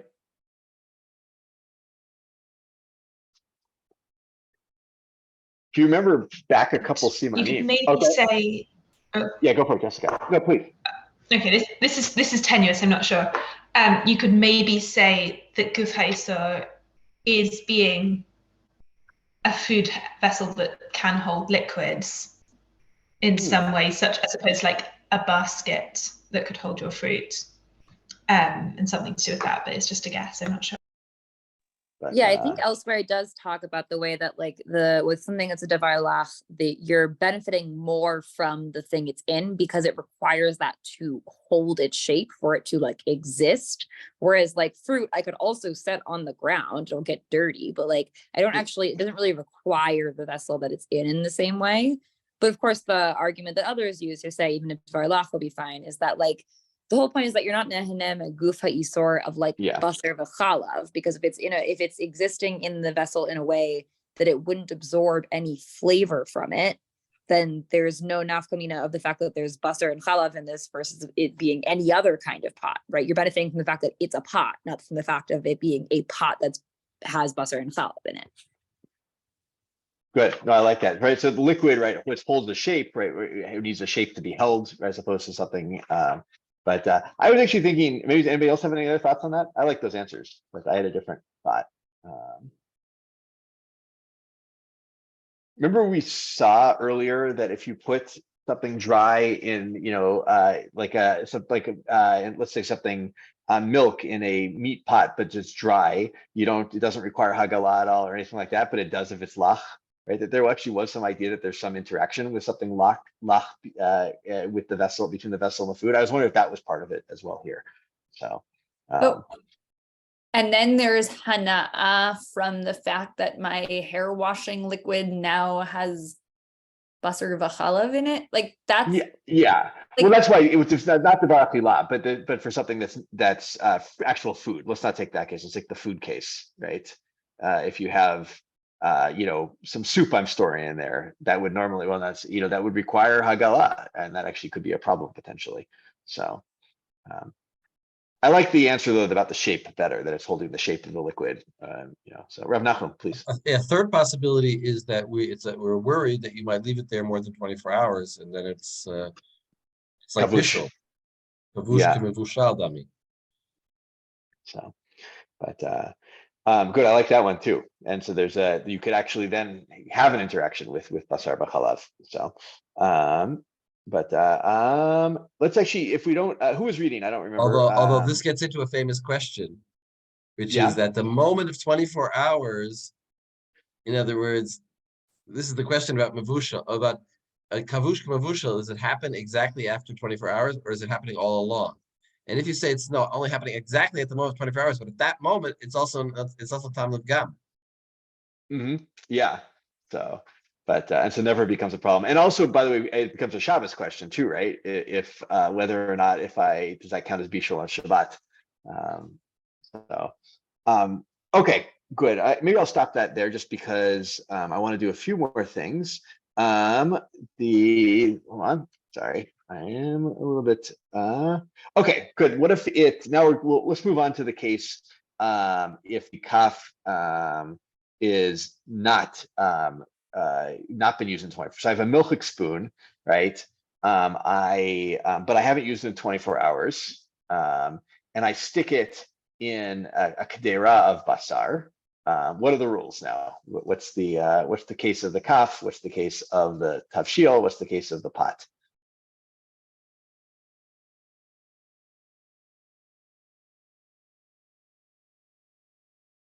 I know you guys know this. Someone can answer this question. Go for it, Alex. It looks like it should be permitted. Like the kaf should be definitely certainly the gedera and everything what's in it, but also I don't know how the kaf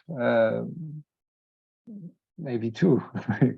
Well, actually, let's play it out. All right. So the kaf, it now has agum milk in it, and it has new basar in it, right? So what happens if I use this spoon with milk? It has new basar and old pagum milk. What happens? Yeah, I mean, so it seems like the spoon would be a problem then, because if there's new meat taste and pagu milk, so and it's a milky spoon, so yeah. Good. It is a shame. The name of being a milk spoon, we know, right? I can't lechatchila use the spoon with meat because it's a milk spoon, right? Right. We even say with flavorless pagum, you can't lechatchila use that with the opposite, gender. On the other hand, right, I definitely can't use this spoon with milk because it has basar that's now been absorbed in it, right? What if I happen to use it with what if I accidentally then have the spoon and I accidentally use it with meat? What's the rule?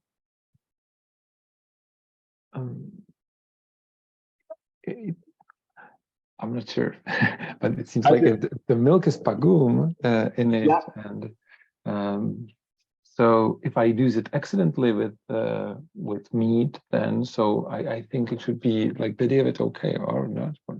Yeah, sounds like it should be b'diavad, potentially b'diavad okay, right? Because the milk flavor is pagum and the meat flavor is not. There's one exception. There's one opinion that has an exception to this, but first, before we get to that, let's read.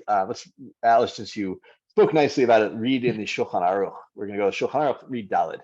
Okay, I'm there. Shulchan Aruch, okay. אם אין הקף בן יומו, הגדירה והתבשיל מותרים והקף אסור לכתחילה.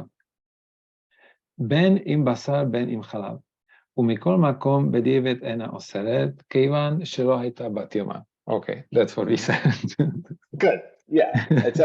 Well, the Shulchan Aruch is actually a little bit, he's not as detailed as I think he should be. I'm not the only one who thinks that, as he should be in this case, but explain. So, okay, if the kaf wasn't ben yoma, so it's pagum. The milk is milky kaf, which is pagum, and the pot and the food are permitted lechatchila, and the kaf is forbidden. And I cannot, because again it is this like. It's milk. The milk is pagum, but still it's basar bechalav mixture. So it's I cannot use it neither with basar or with milk. And but b'diavad, it's okay. It doesn't make other things forbidden because it was pagum, the milk. Good. What other things doesn't it make forbidden? I'm sorry. What other things doesn't it make? If I use it for well, even with milk, milky food or with fleishy food. I don't know. Look at the pot. Was it? I'm going to show you the Shachya Daled. Go to the Shachya Daled. Yeah. Okay. כתב בית יוסף, דהיינו דווקא שחזר ותחווה במין שתחווה בפעם ראשונה. אוקיי.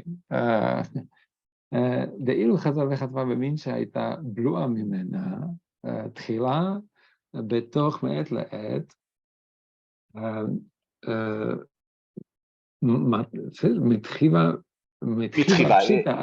מתחיבה פשיטה שאוסרת, כאן לשנות, אוקיי? Alright, so, and Beit Yosef brought that, and it's dafka when the second time when I put into something, so it was the mean which I immersed it palm rishona. So let's say we have a milchik spoon, which is like it's pagum because it wasn't anymore, and I put it into something like fleishik. And if I do it again, so it again must be into something fleishik, right? Then, exactly. Okay. Yeah, so if I put it in something fleishik, I can't do it lechatchila. If I do that b'diavad, then it's fine. But if I put it in something milchik, that's a problem. Now it's right. Given new basar flavor into something milchik, right? And that is even b'diavad a problem, right? So the mechaber wasn't exactly it didn't give the full picture in that case. But can I use the spoon now? Okay, so the spoon I can't use it with meat. I can't use it with milk. What can I use it with? Maybe something parf like before. Exactly, right. In fact, I'll just read one more, go back one up in the Shach, Yud Gimel. Kaf asur lecharchila, benim basar, benim chalav. והכף שלך מבשר וחלב, כיוון שהוא בלוע מבשר וחלב ומחלב, אבל אם שאר הדברים מותר כדאל, סימן צדיק ג'. Okay. Okay, right. So it's because what is balua in it is the mixture of basar and chalav, but with all the other things, it's allowed. It's like in the previous siman kind of. So great. Okay, good. Any other questions or thoughts on that, Siman? I'll push us on because I really want to get to the next one too. So. If the pot you're cooking is halavi or a basari, and the spoon is the other one, yeah, the opposite. Yeah. But what you're cooking is parve. Yeah, this is the next Siman. Essentially. Well, the next Siman gets into this case, but it's not directly. So actually, well, Andres, great. Why don't you read, we'll just go right to the Shulchan Aruch for it. Read Shulchan Aruch Hey for us and do it slowly because it's a little more complicated case. So. אם בישלו מים בגדרה חדשה ותרבו בה כף חולבת ואחר כך חזרו ובישלו בה מים פעם אחרת ותרבו בה כף של בשר ושתי הכפות היו בני יומן, ובשום אחד מהפעמים לא היו במים 60, אסור להשתמש בגדרה, לא בשר ולא חלב, אבל שאר דברים מותר לבשל מאחר שהייתה חדשה שלא בישלו בה מעולם. Okay, so the case is you had one pot which was new, and then you put hot water in it, and a spoon of milk, and then it became like a milchig pot, and then again water, new water, but you put this time a spoon that was basari, and also there is in either case shishim against the spoon, and now how do you say? You have now a pot that is also basari, but not you had before halavi, so it's a problem. And so you are forbidden to use it with basar or halav, but you can use it for other things like parve, I imagine. Yeah. Good. That's what it sounds like, but only because what's the word that's going to be such a problematic word? What kind of pot was this in the first place? Chadasha. Good. Yeah. So in your case that you brought up, according to the Mechaber, right, that would be problematic, right? Because your pot was already basari. So that would be a problem, right? So, okay, good. So with that, well, actually, let's read the Ramah first, and then we'll deal with all the intricacies and details. So keep going. Mihu im avar u'bishel ba basar או חלב מותר, בהווי נותן טעם בר נותן טעם. כדרה שבישלו בה ירקות או מים ותרבו בה כף בן יומו, והקדרה אינה בת יומה, או להפך, או שיש במאכל 60, הכל שרי, ונוהגים להחמיר. Keep going. להחמיר, לאכול המאכל כמין הכלי שהוא בן יומו, ולאסור הכלי שאינו בן יומו, ואינו אלא חומרה בעלמא, כי מדינה כל שרי. Okay. Good. So translate this one. This is a good one to translate. So.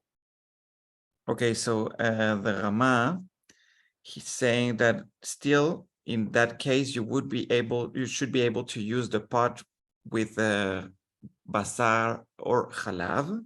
Well, you should be if you did it, right? This is a b'diavad situation, right? So I have this, just remind us, right? I have a new pot, I put in a meat spoon, I boiled some water, put in a meat spoon to stir it, right? Meat spoon that wasn't pagum, none of that, right? A new meat, newly used meat spoon, not new, but newly used. Then I put it new water, milk spoon, right? He says, if I then, even though the Mechaber says I can't use that with basar b'chalav, if I did it, it's mutar. Because it's noten tam bar noten tam, right? Exactly. What does he mean is noten tam bar noten tam here, by the way? because the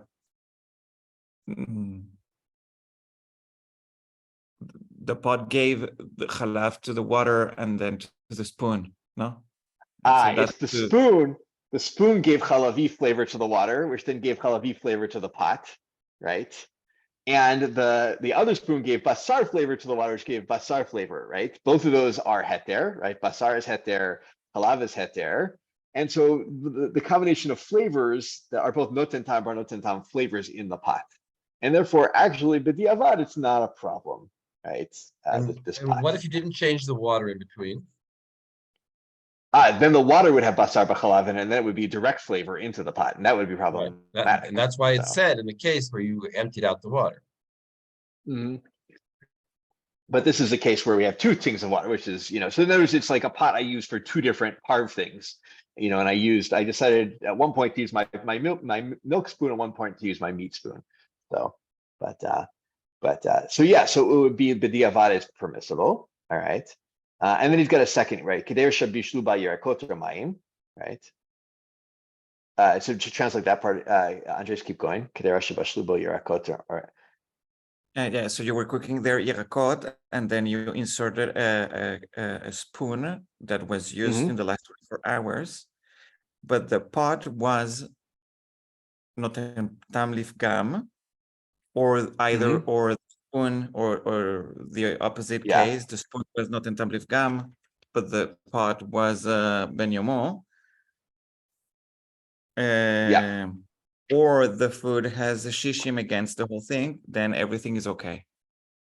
It's sorry. Yeah, but we are machmir with the food to eat, yeah. Well, how so? How are we machmir? Like it follows the one that has been used in the last 24 hours, either the spoon or the pot. Good. So let me and the other kli becomes a source. So let's play out this case. Let's say I have a milchik pot, right? I'm cooking vegetables in my milchik pot. Okay. I take a basari spoon and I mix the vegetables with the basari spoon. Right. Sorry, I have to clarify. The pot is a eno ben yomo pot, milchik pot. Right. The spoon is a ben yomo, right? Meat spoon. Okay. According to the Ramah, what do I do with those vegetables? Asur.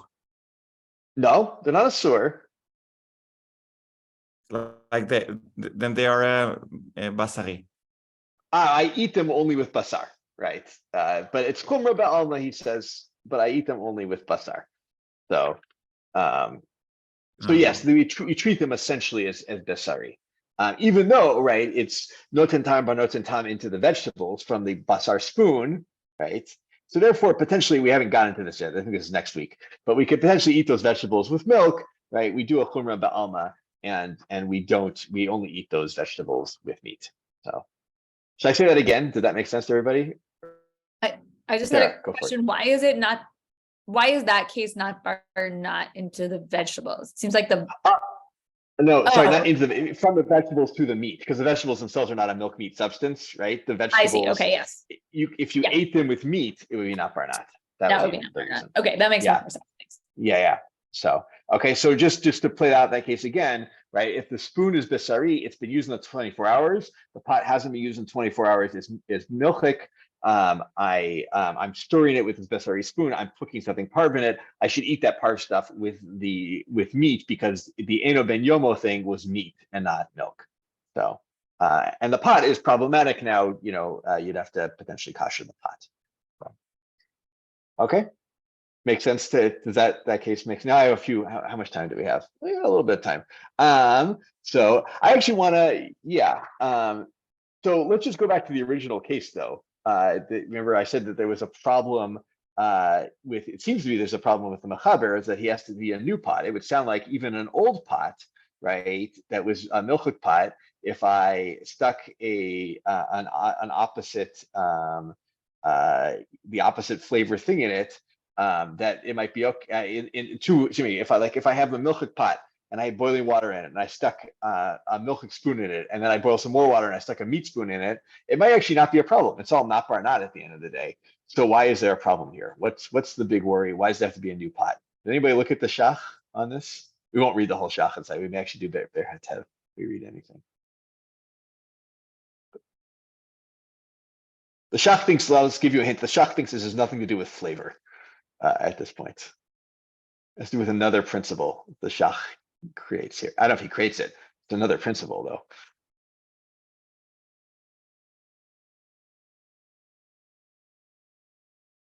Sorry, could you repeat the? Yeah, the shach, right? The shach isn't worried, right? He says, why is this a worry in the first place? Everything's not. I mean, bar the not. situation that we're dealing with. Let's even do the mechaber situation, right? You have a new pot, right? You use the milk spoon in it, and then with water, then you use a meat spoon with water, right? With something parf, or even if it's a milk pot, it almost doesn't matter, right? If it's all not bar not, the hetera, then why am I worried? Why do I even have any concern that this pot has of using this pot with basar halav afterwards? Beautiful, right?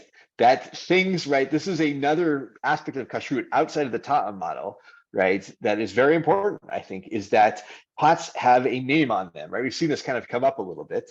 And if it's, and therefore, if you stick the other thing in it and you give it, that's problematic. And so you can't just switch pots from one to the other once it has a particular name on it. In fact, there's a Be'er Hatev I wanted to look at, which he summarizes the shach really nicely. And since the shach is really long, I thought it would be helpful. Yud bet. Be'er Hatev Yud bet. Thank you. Yeah, Be'er Hatev Yud bet. Maybe let's see. Sarah, you haven't read for a while. Do you want to read? Sure, I just need to find it. Hold on. Yeah. The Borlachil's Asur. Oh yeah, okay. הנה השח הניח דברי המחבר ורמה בצריך עיון. דמאחר דאיקה כאן שלושה נת, אחד הנכנס את הכף ומהכף אל המים ומן המים לקדרה. ואם כן יש לתמוה על מחבר, למה אסר לבשל בבשר בפרט שהוא מתיר לקמן סימן צדי ה' not bar not בבישול. Right, so that's sort of the question that you had described. Exactly. Right? ועוד, תימא דהאח כתב מאחר שהייתה חדשה וכולי, דמשמע האם בישל בה מתחילה חלב ואין איסור לבש לבשל. I think it's okay. Yeah. Sure. Yeah. Or Be'ein. sorry, Be'ein is Rav Nachum says it, so we'll do Be'ein. Okay, fine. Yeah. Right. So by the way, I checked that, and you're all right. It should be Ba'ayin, but the shibush. But what I read is the shibush is nafos. In other words, this is the way people say it, even though it's wrong. Grammar follows the people, so I'll go with that. It's okay. Anyway, yeah. Sure. All right. So now I'm very trepidatious about what I should say. Ha'im bishalba mitchila chalav bein or bain. Asur levash shar dvarim. V'zeh inu lemash. Bein. Okay. Yeah. All right. Okay. V'zeh inu lemash katav lekaman siman tzadi hey.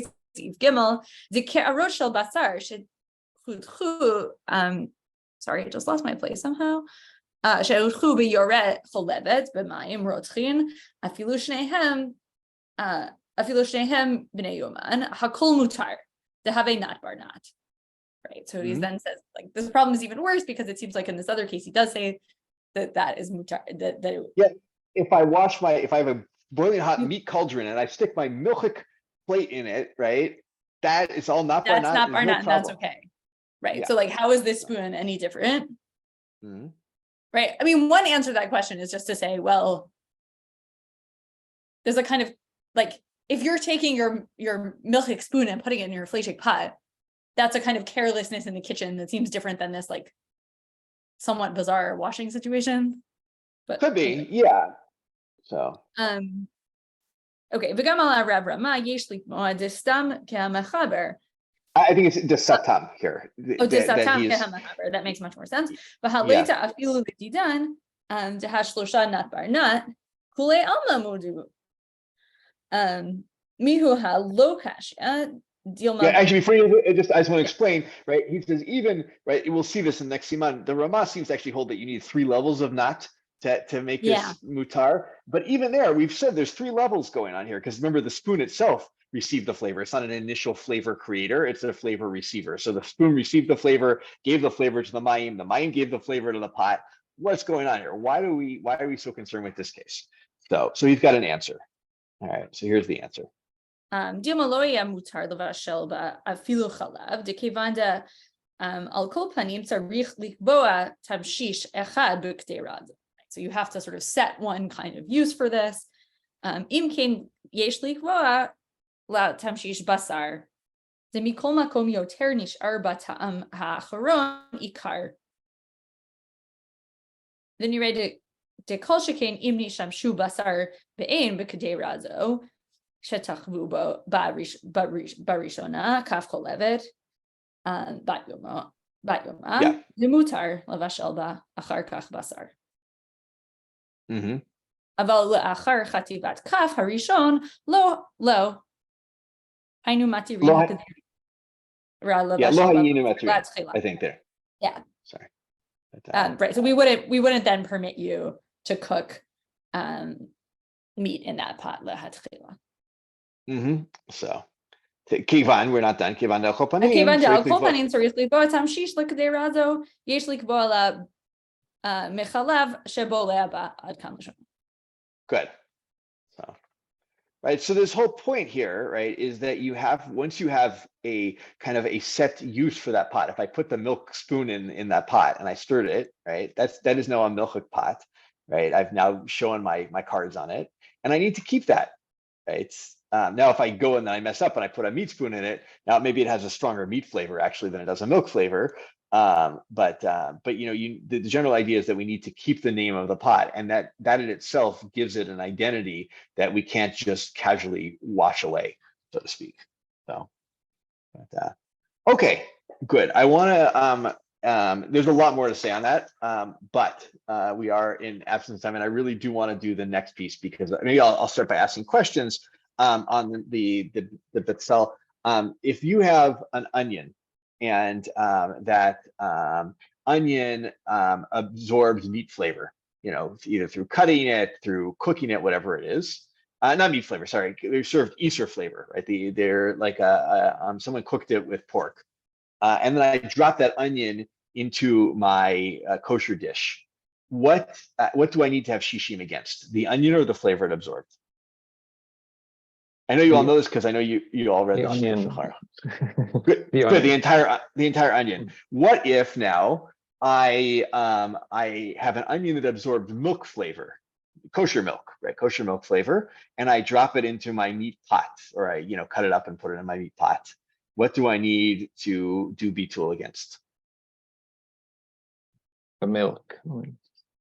Good, just the milk, right? This is, again, we're seeing a kula of, because milk and meat are by themselves heterim, that they're actually a little bit more lenient on a case like this about milk and meat than we are, because remember, the onion is a mutar onion. It's a milchik onion, but so what? It's mutar, right? At the end of the day. And so really all we're concerned about is the meat in the onion, not the onion itself, versus the onion. What's the thing with the onion that I cooked with some meat, with some non-kosher food rather? What kind of onion is that now? What would you call it? Hanan, is that one?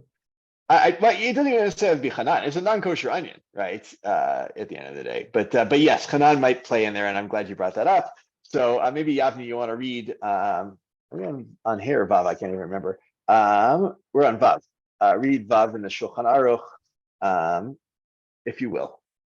בצלים או ירקות שבלועים מבשר ובשלם בקדרה חולבת, אם ידוע כמה בשר בלוע בבצלים ובירקות, אין צריך 60 אלא כנגד הבשר. Good. So that's what we... And exactly, read the Haggah.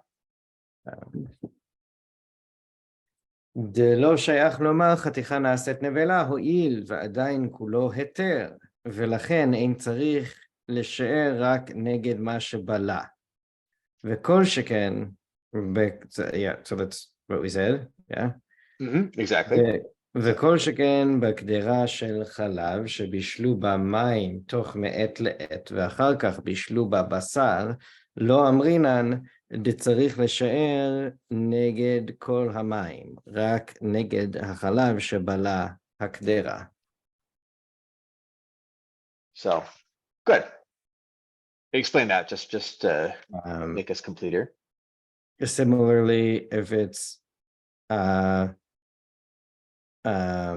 if it's water in a pot that has milk flavor in it, like within the day, and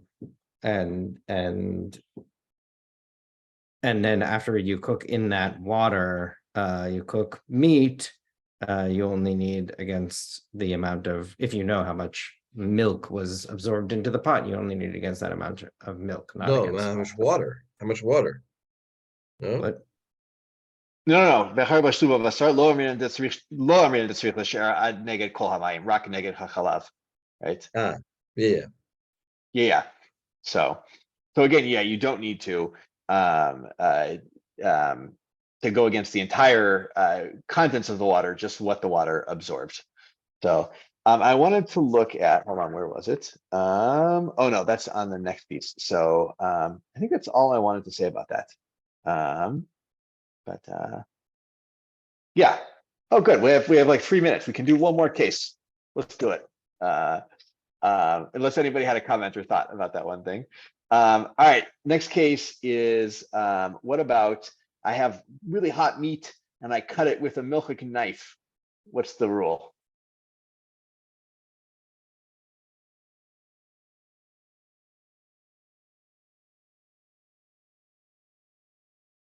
Sorkulo, because of Good. some combination of dochka de sakina and also maybe the possibility of shamnunit that's still crusted on the knife.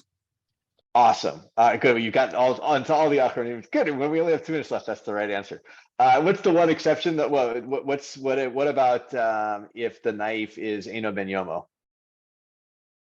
Then just kadei klipa. What if I don't know? Someone besides Rav Lexi. Misaf. Oh yeah, sorry. Someone besides Rav Lexi.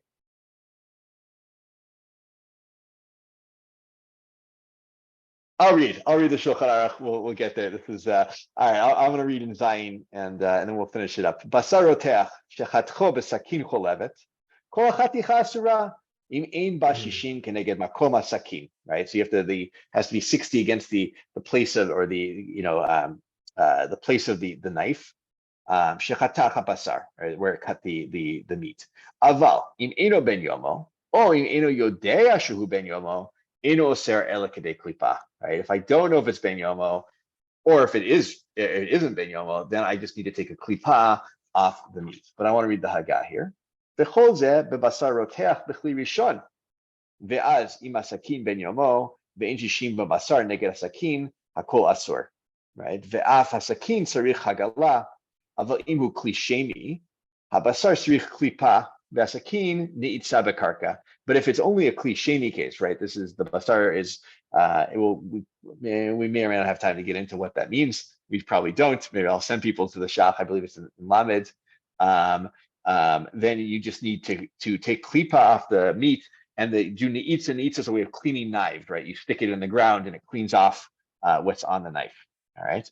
V'chein noagim ve'afilu ein hasakin ben yomo. Yeshli klof habasar me'at mishum shamnunit hasakin.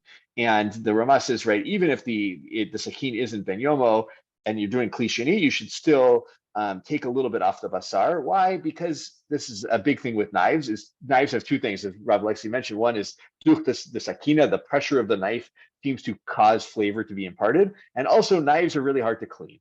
And because they're really hard to clean, they often have a little bit of fat sticking to them, a little bit of, and therefore we're really worried that it actually did transfer some, or not just transfer flavor, transfer some substance onto onto the other, onto the meat. So, okay, I'm kind of out of time, so I apologize that I didn't get to, there's so much more to do about that. I do suggest both the shach, I think it's kaf hey and lamed, read on your own, which are good in that.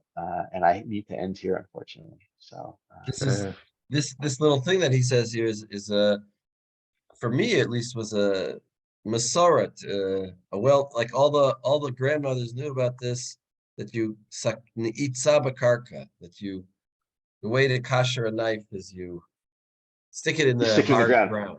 But I think It comes up in the Gemara. I know, but I'm saying the grandmothers knew.